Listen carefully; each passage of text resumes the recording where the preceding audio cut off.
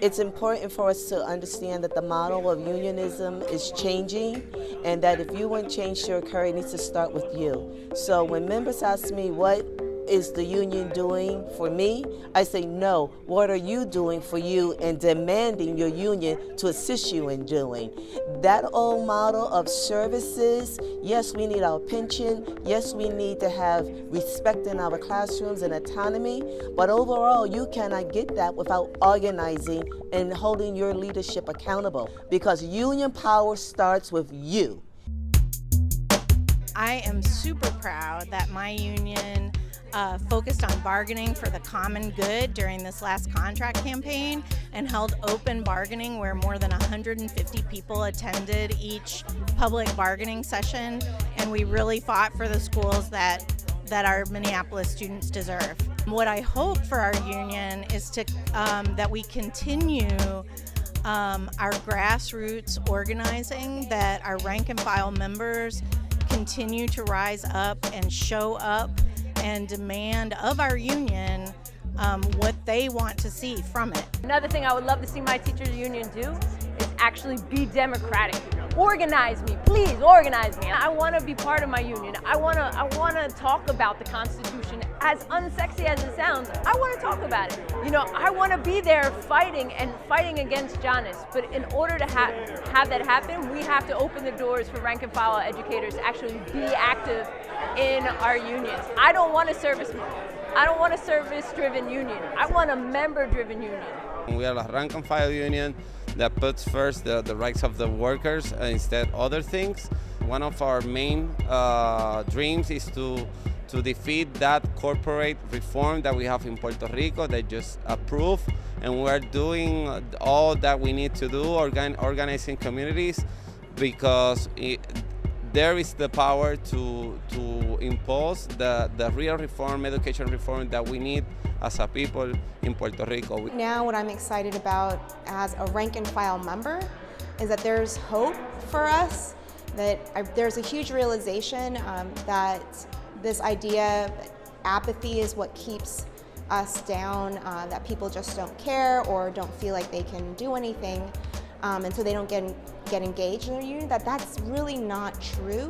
As a rank and file member, I have the ability, and so do my colleagues, to tap into those feelings and figure out for ourselves, how do we fix the problems that we're facing? How do we fix the issues that we know are not just affecting us, but our students and our communities? And the answers actually lie with us.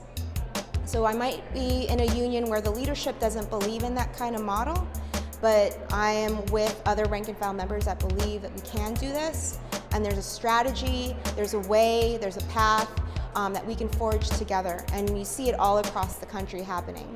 Rank and file members are rising up. We were able to shut our state down, and we did that because people knew that that was the only action that was going to get them what they needed, not a want, what they needed for themselves and for their students. So I want to encourage you to be active, to be bold, and to hope for better things. And we want to give people the power to be able to organize themselves, and also we want them to be able to feel ownership in their organization. For years, my union, members of my union lobbied to ask for what we wanted. We went to the Capitol and basically asked our legislators nicely for our demands, and year after year that did not work. This year we became fed up with that. We went through the proper channels and we did not have our demands met, and for us that was not good enough. We ended up having a 9-day statewide strike. All 55 counties took part, and we got what we wanted. And we're moving from being effectively a lobbying union to an organizing union, and we are so excited to keep organizing and building our membership. Our membership is beginning to experience the dignity that comes when they stand up for themselves and for their students. And I'm seeing that developing in local after local after local, that they're raising their professional voices and they're doing it with fierceness. The union that I want to see is a union where that's happening everywhere. And it's not just the members who are doing that, but the members are working with the students and the parents and the broader community, and they've extended their vision of what it means to have their voice and use their voice to include fighting for the needs of the community, fighting for economic justice, and fighting for racial justice. And I really believe deep in my heart that we can do that if we give people an opportunity to come together, identify their issues, develop their analysis, and organize and fight back.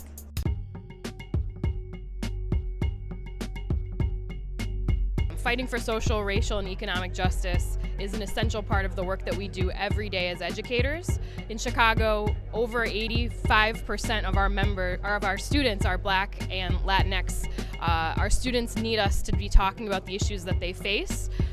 We've sponsored the Black Lives Matters at School Week this year, and although it was small, it was a start. We've been trying to do racial and social justice events all year this year. We've had 5 events trying to keep the dialogue going, and we've been opening them up to members, students, parents, and community.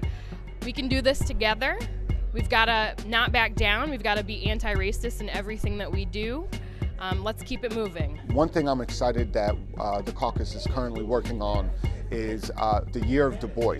15 different community groups and organizations hosting different reading groups to involve community members in literacy campaigns through Du Bois, and also a critical dialogue about Du Boisian theory and how it relates to the modern context, and how we can learn together, parents, community members, teachers across the city, to make things better and transform. Black Lives Matter Week of Action. We had weeks of actions happening in over 50 schools. We had 25 events throughout the city. And in every school, people were talking about the 13 guiding principles and really getting into the love and affirmation that they offer to our communities. To me, this is critical because it builds trust and love amongst our students, our parents, and our teachers.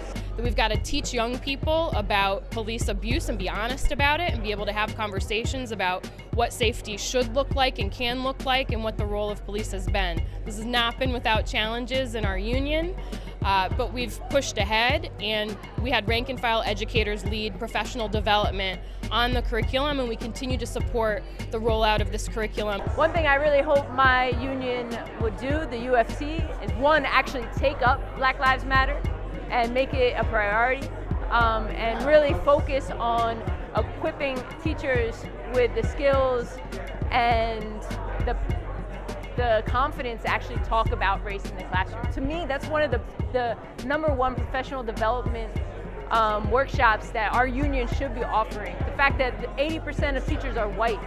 You know, just like we teach teachers how to talk about math, if it's a white teacher teaching a predominantly Black and brown school, you need to teach them how to talk about race. One of the things I'm very excited about is the fact that we have just taken a vote to include language that includes our commitment to racial equity within our Constitution. Because once again, our students and our communities and our families are impacted by racial inequities, economic inequities, environmental inequities. And so all of those things impact our students' ability to learn. And so as a union, as a teachers union, we have to be in the forefront of fighting for those things which are going to provide a better quality of life for not just our students and their families, but also for our families and our communities as well.